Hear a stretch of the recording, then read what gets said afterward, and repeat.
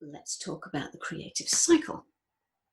So where do I want to start? There's so much that goes on in my head around this, and as I mentioned the other day, is like my arms will start doing this because the elements are not static; they are very fluid. And they are moving. I'm going to talk you through the movement that happens, if you like, so that you can visualize on a horizontal plane. But it's doing, let's see if I can do this. It's doing this all the time. So it's working on horizontal and vertical axes, and there's dynamics going on within the elements between those on different planes and different axes, and it's moving all the time. And there's the balance is dynamic. So I'm going to do my best to explain it in the simplest terms I can. So let me just have a look. I wrote myself some notes so that I would actually keep on track with this. So where do I start? Right. So in terms of the layout, I work with the tradition, the Western tradition of the elements. So there's earth, air, fire, and water, and there's also the fifth element, which is ether. I think everybody has very different understandings of what that fifth element is. I will explain what my take on the fifth element is. So earth, air, fire, and water is, the tradition of that extends right back to the ancient Greeks, and they used it as a structure. Now, my route into understanding the elements was by correlating personality tests back to the elemental types, and that's when I realized that all the Jungian archetypes were based, that's where Jung went. He went right back to the ancient Greeks to create his 12 archetypes, and the of Myers-Briggs is based off Jungian archetypes. So there so many of them. In fact, virtually all of them, you can trace the origins of them, not necessarily all the way back to the elements, but you can trace the origin of the knowledge in that Western tradition of the elements. So we have earth, air, fire, and water. Now they are associated with the 4 cardinal directions. So we have earth in the north, which is associated with Archangel Uriel. Now, let me hope when I do all of these I get this right, because I confuse 2 of them all the time. But it's north is earth, and it's associated with winter traditionally. Then to the east, we have air, Archangel Raphael, and spring. In the south, we have fire, summer, Archangel Michael. And in the west, we have water, autumn and fall, and Archangel Gabriel. So the elements are associated with 4 cardinal directions. They're associated with the seasons. Now, they're also, as what I'm going to talk to you is about how that cycle works. Now, if you think about the seasons, if you live in somewhere which has seasons, then you're used to that seasonal flow of the depth of winter to the height of summer. You're used to that natural changes that happen as we move through from like winter to spring to summer to autumn. That there is a distinct, you're talking about things growing, maturing, coming into seed to fruit or whatever, and then going into dormancy again. So there is that cycle that we are exposed to on a permanent basis.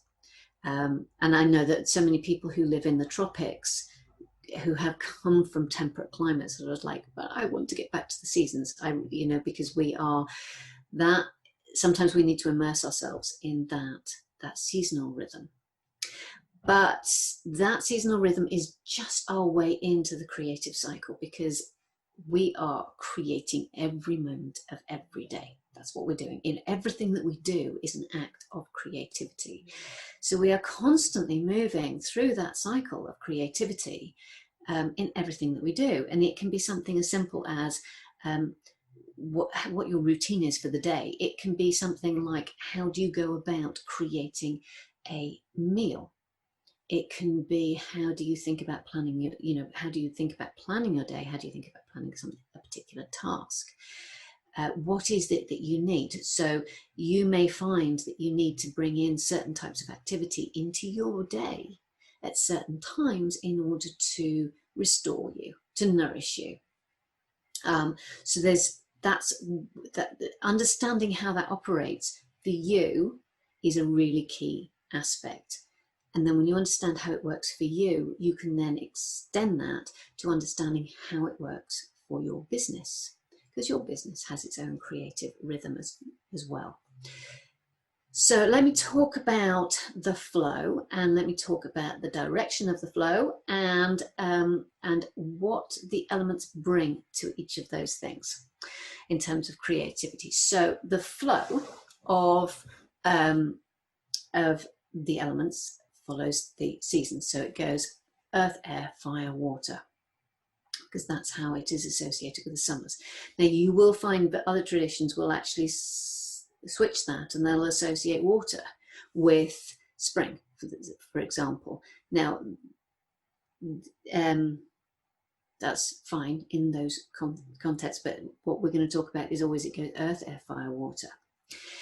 And when you are, so it moves in a clockwise direction, and I always think about them as 12, 3, 6, and 9 on a clock face.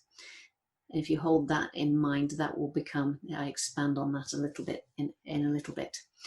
So the direction of that flow in the main is talking about, is moving in a clockwise direction.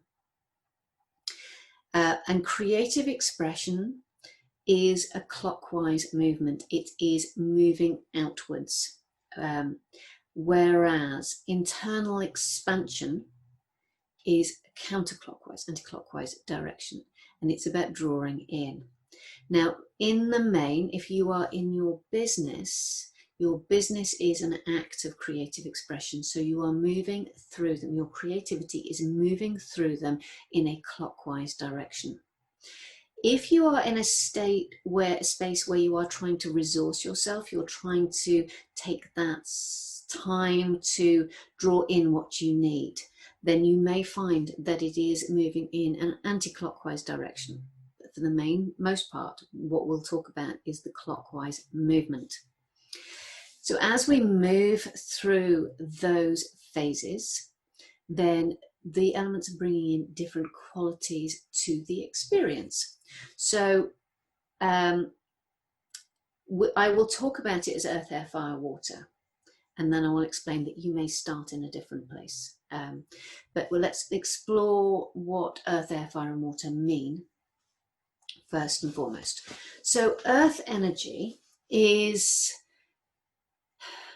the best way I can describe it is, my phrase at the moment is riotous creativity. It is although it is associated with systems and processes, earth energy is about finding balance. It's about finding what is needed in order to create balance. So earth energy brings into being what is needed to bring the whole into balance. So whether that's you as a person or your business or the collective, the world at large, it's about bringing into place what's needed. So I always talk about the fact, if you have a square of completely bare earth, you will be amazed at what appears there. Because it's what's needed there, what's going to bring balance to the whole. And if you look, and I see this in some of the rewilding projects. So if you've actually sort of like read about any rewilding projects, what's been extraordinary is they can, they may have taken this sort of like desert of arable land and allowed nature to take its course. And the things that turn up in that are absolutely extraordinary. And there was no trace of them beforehand, no, not to the human eye anyway. But it's about what's needed. So that's earth energy. Earth energy is really creative energy, even though it's about systems and processes and routines and regularity, and it's about being that sort of like worker bee almost, it's also hugely creative. It is one of the most profoundly creative energies. And we always think about that as being the next element, which is air. But actually, earth will take what is needed to bring balance. And that takes no rules, which is ironic because earth types do like to have rules, but it means that there are no rules. It's like you create what's needed, you create the system in order to support what's needed, and that's something that earth types are very, very good at. But air is associated with inspiration and the spring, and that emergence energy that you have when everything's growing and everything's vibrant and everything's lush. Well, yeah, and that's air energy, and air energy is the energy of sort of like the expanding that and saying, okay, well, Earth said this is what's needed. Well, where can we go with that? What can we do with it? And it's like saying, well, we could do this, we could do that. So air has no limits whatsoever. Air's just like saying, yeah, the moon and beyond. It's just, there's no holds barred. It's curiosity, it's intrigue, it's like where can I, it's the excitement of where can I take this, what is open to me, what's possible. So it's a really and it is associated with spring because it is that childlike curiosity almost. It's like, what can I do? When you're saying to children, please don't do that, you're going to hurt yourself. You know that they're going to hurt themselves, but they've got to find out that they're going to hurt themselves for themselves. That's really that sort of like tree climbing child energy is what the spirit of air. And when you've sort of like worked out what's needed and you've worked out what's possible, that's when you come into your own. That's fire energy. Fire energy is when you find your purpose, your focus, your voice. It's when things just drop into place and you know that you are here to do this, that this is yours, this is what's been given to you, and this is yours to speak on, and this is what you're going to do with it. So in life, that's when you just sort of like come into, I suppose it's associated with crone energy, perhaps, or maybe mother energy. I'm not entirely sure, but it's that time of life when you come into your own. It's also in creativity. It's about that time when you just go, I've got this. This is mine. I know this better than anybody else. And, I know what I'm doing with it. So that's the fire energy. It's like that real sort of strength presence. And then from there, we move into water energy. Now, water energy is when you go, okay, I've worked out what was needed. I've worked out what was possible. I've worked out that this is mine. And then it's going to hit that you've got to accept that there's more to you than you thought, that there's, having gone through this process of expansion, that there's more open to you. And that's when we come into that sort of like almost reflective time, but it's still, water energy is still about sort of taking that out to people. It's about connecting with people and discovering your boundaries and your options by rediscovering your place in the world. So it's a very exploratory energy, but it's exploring inwards and going down and going in, but it's also about exploring out through your connections and your networks. So in business terms, this cycle is about sort of like saying, is really about finding your place, your focus, your clarity. It's about finding your voice, your confidence to be present.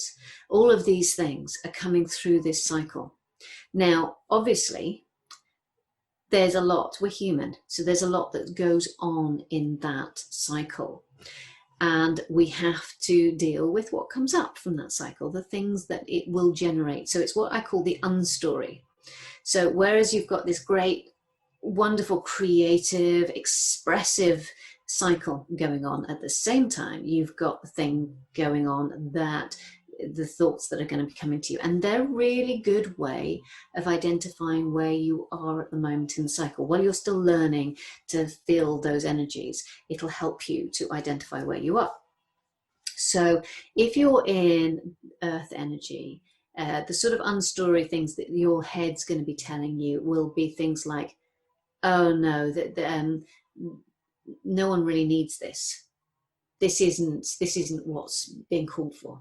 That's the sort of train of thought that you're going to be having. In air, you're going to be going, oh no, somebody's done this before. You know, it's just like, this is old hat. I'm reinventing the wheel here. This is pointless. Even though, you know, of course you're not, because all wheels can be improved. Fire energy, you're going to be going, who am I to think that this is what I should be doing? You know, I'm being arrogant, I'm being cocky. You know, those are the sorts of, you're going to be getting that sort of like tone it down energy, thoughts coming back at you. And then water will be a slight variation of that. It's when you go, who am I to think that I'm the person to do this? So it's sort of like really questioning not your focus, but your strength to do it. And that's, you know, that unstory will then also show up in, you know, what you're creating through your business, in terms of, you know, it'll say, well, you know, I'm just reinventing what's already out there. You know, I'm just sounding exactly like everybody else, and all of these sorts of trains of thought that you're going to be going through. So that's sort of like the general tone of the cycle. If we don't make space for every bit of that cycle, then what we create isn't whole and complete. So you need to make space for the opportunity to look afresh at things and say what's needed. You need to make the space to allow yourself to go off in every direction and explore it, go down those rabbit holes, as long as you put a limit around you know, that you don't get stuck down those rabbit holes. You know, you need to make that time. You need to make the space to put yourself out there in whatever way that means for your business. Now, that does not mean that you necessarily need to be in this high profile, highly visible state, but it's about taking yourself out there. It's about taking your message out there. It's about taking your work out there and your heart and soul out there. So that's an important aspect of it. And the bit that we are really, really bad at in our society as a collective is the water aspect, which is about making the time to down tools and allow that reflection. You know, and that can be, you know, how you work. It can be reflection by going out and talking to people, as much as it can be about reflection about going quiet and not doing anything. But we need to give ourselves permission for that stage, because we are, as a society, it's about, we've always got to be doing, taking action. And that's not much fun, to be honest. Because we then miss out on huge parts of that creative experience, and the fullness of what we're here to create never comes through. Because when you allow yourself to go through that full cycle, it's actually a spiral, and you're preparing yourself for the next round of development and possibility. And if you are not going through all of those stages, if you're skipping stages, then you are not fully prepared and you can't take advantage of it, which is why that when you end up going round and round and round and round and round instead of going up. So it's really important to allow yourself to explore that fullness of creativity and take those moments to actually slow down and stop, and as well as the moments to get on and get going. And of course you will procrastinate. That's the other one that will come up in fire, is you will procrastinate, because it's like, it's time to get out there and do stuff, and you will be like, ooh, is now the time. And if you're feeling that, then now is the time. Okay. So that's the creative cycle. Now, I always think about it in terms of, it's very easy to explain for me in terms of earth, air, fire, water. However, you have a personal preference. You have what I call an element of expression, and it is the one that it's where you start the process of creativity. So if you're an earth person, then you will start at thinking, okay, what are the systems that I need to have in place in order to make this work? If you're an air person, you will start wherever you start. You will just start with some random thoughts that will take you off in all sorts of directions until you can pull the threads together. If you're a fire person, then you are going to want to just get out there and talk about it and see how people respond to it. And if you're a water person, you're going to want to be checking in with yourself about how do you feel about that. That's where your creativity will start, and then you will move in circles. So if you start in fire, you'll then move on to water, and then to earth, and then to air. So your creative cycle is going to be slightly different. Now, you will find some of those elements more difficult than the others, and therefore you may be inclined to skip them. So you may jump straight through from the explosion to the systems, missing out the fire and the water, and then you'll miss out something in the process that means that you can't progress that idea in the way that you want to, and you will get really frustrated. But if you consciously bring yourself to the steps that are involved in that, even if they are like boom, boom, boom, boom, you know, you are taking a couple of minutes even to work your way through it, you will find that it moves much more smoothly. So that is a really important thing, to be conscious of where you start in the process, and you can take the quiz to find out what that is and where you start. Now, I want to explain that actually, you know, it doesn't mean this is not fixed. A lot of archetypes are completely fixed, whereas the elements, what's happening is you have a preference, but you're always moving through that cycle. So even if you have a fire preference, you're still having to work with all of the elements. You're still moving through that cycle. What it is it's just about the balance that is created between those elements. So that yours, if you imagine like a wobble board, so you're actually trying to find your balance, and creating that balance when the center is not smack bang in the center, if that makes sense. So you are actually trying to find that, but you're going to be weighted towards your element, the element that you like to express through primarily. So personally, air is my thing. And, you know, it can be very challenging for me to tie that down into specifics, because that's not how I'm thinking. Whereas I was talking to somebody who's got a very much more earthy orientated energy, and they can make it so specific, and it's just like, and you know, part of me was like, I really wish I could do that. Then that's not my role. You know, we all have businesses that need to fulfill different roles in the collective. You know, within our wider society, we've got different roles to play. So, you know, this is coming to terms with that is really important. Now, so we have a personal element of expression. So mine is air, and that's where I like to go with it. Now, my business has another and different element. And sometimes the elements will be the same, and sometimes they will be there because they will be different because they're trying to create balance. So my business is a fire business. So I've got a combination of air and fire to play with, that I'm trying to find that, you know, that on that wobble board, saying, you know, that's what I'm trying to bring into play. I'm trying to bring my air, my business is fire, and I'm trying to find that happy medium between the two. So, you know, it's got a different feel to it than, you know, it will have for your business, because you will have a different balance in place.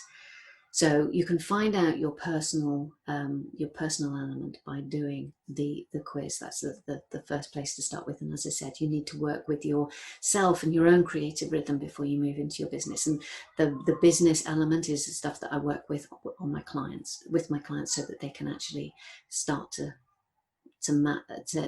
find that balance on that wobble board. So I just, the other thing I wanted to say was that, you know, I've been talking in terms of earth, air, fire and water as sort of like almost as absolutes, but they aren't. Coming back to the clock face, there are 60 seconds and 12 hours on a clock face. And that tells you how potentially nuanced it is. So well, I say my business is a fire business. My business is actually 7 on the clock. If you imagine it on the clock, and 6 is fire. So my business is actually on the march towards water. And it's incredibly nuanced. And as I said, I've got my own personal elemental balance coming into play as well. So there's nothing black and white about this. There's nothing absolute about it. It is nuanced, and we are moving through the cycle. We've got our own balances going on. So I don't want to overcomplicate it for you, but understand that this is not something that's fixed.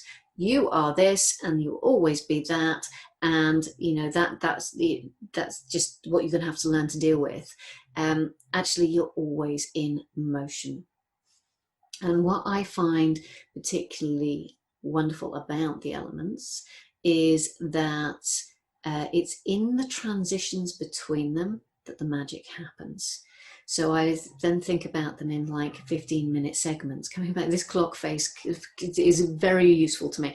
But coming back to the sort of like the 12 to 3, the 15 minutes that goes from 12 to 3 has got a very different energy to the 15 minutes moves from 9 to 12. So I'm just going to very briefly sort of talk about the qualities of those 4, because they relate to the seasons as well.